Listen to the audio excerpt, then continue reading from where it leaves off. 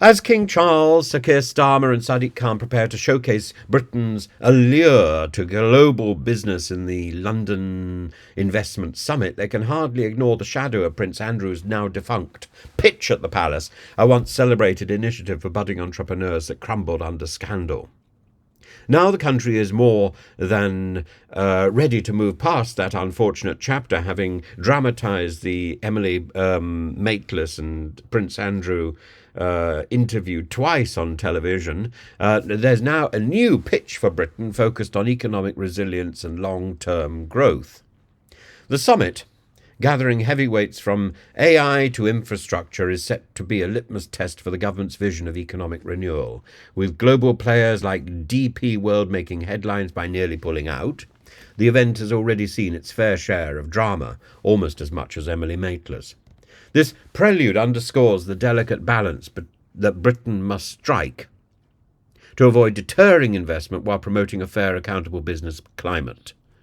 The investment showcase has been designed to convey a fresh era under Starmer's leadership, one where Britain signals a recommitment to stability after years of policy disturbance by Brexit. In his keynote, the Prime Minister will offer a manifesto for growth, pledging to cut red tape across the sectors, housing, infrastructure, data and more, promising to galvanise growth by removing barriers that hinder the country's potential. And the presence of King Charles at the St Paul's reception is more than ceremonial. It signals the monarchy's alignment with Britain's economic ambitions.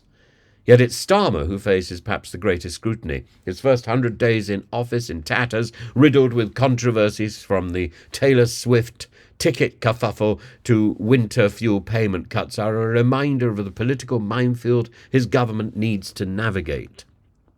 In a bid to avoid alienating investments, Number 10 has already distanced itself from Transport Secretary Louise Haig's criticism of DP World subsidiary P&O Ferries, and despite the awkward tension, DP World has committed to an £1 billion investment in London Gateway, reinforcing a semblance of stability that the government hopes will attract more business.